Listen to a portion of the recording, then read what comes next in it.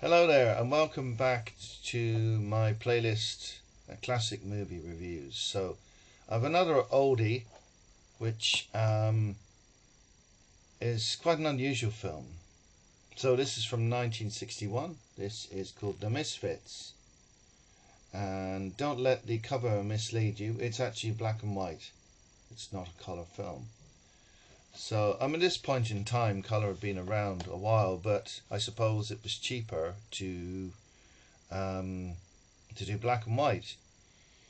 So even so, this had quite a big budget for the time, about 4 million, and this unfortunately was a bit of a flop, and it made I think 4.1 million at the box office, which is it's barely covered its cost, which is kind of surprising considering the cast. You have Clark Gable, who was absolutely massive star still at that time, at the end of his career.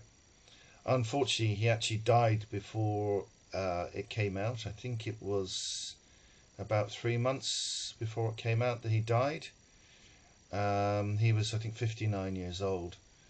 And the film was actually released on his birthday, the 1st of February in 1961. It also starred the incredibly famous Marilyn Monroe, who also died within a year of the film coming out.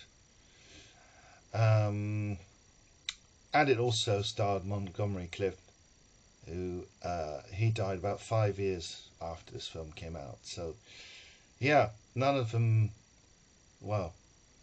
lived that long after this film.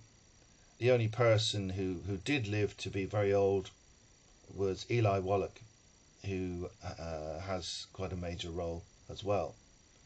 Although in the promotional material he wasn't sort of, listed or photographed as one of the main stars, I suppose, because the three big stars sort of took all the glory. And you may recognise him from some very famous films he did, in particular The Good, the Bad and the Ugly, where he played the villain of that film. That'd be about probably a decade or so later. So this was a film by the famous John Huston. He directed it and produced it, I think. And the screenplay was by Arthur Miller, based on his own short story of the same name. Now, it's a bit of an odd film. It's sort of a hybrid story. It's part sort of Western about cowboys, and in part it's sort of a sort of romance, really.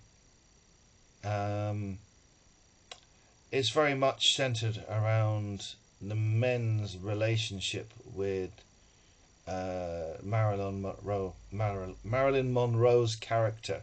Sorry, I messed that up a little bit. Her name is Rosalind, and she's in a relationship following her divorce with Clark Gable's character, Gaylord, or Gay as he's called then.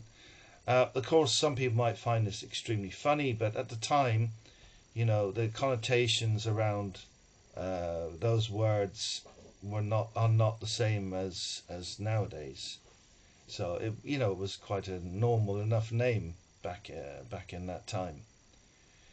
Anyway, the film is perhaps not what people were expecting. It's quite a sort of nuanced piece about human relationships. I actually really enjoyed it. I thought it was great. Although it's a very sort of unusual film for its time, I think, and perhaps that's why it failed at the box office. I think nowadays it's received with a lot more sort of positive response. But at the time, I think people were a bit confused about it, because it does explore themes about relationships between men and women, people's motivation, their understanding of life and morality in a way that sort of perhaps is uncomfortable, you know. So anyway, as I said, it was the last film by Marilyn Monroe and also Clark Gable. But I think it's an excellent sort of last film for both of those big stars. Um, and I think it's well worth watching. I don't want to tell you too much about the plot, really, um, because it's sort of it'll kind of I don't want to ruin the story for you. It's in a certain way very dated.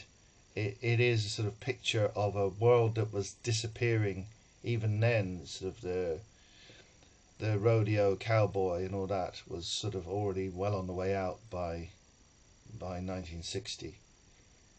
And a sort of way of life that was sort of already rapidly changing as the world entered the 60s.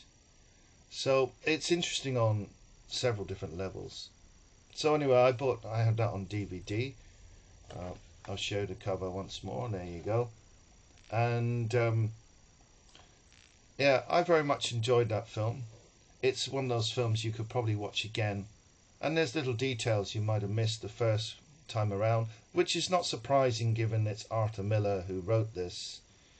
Um, so yeah, there's a lot in that in the dialogue, and also I think the actors sort of picked up on what was wanted very well. It was well directed, and it's a pity it didn't do so great at the time. But it is now regarded as a bona fide classic.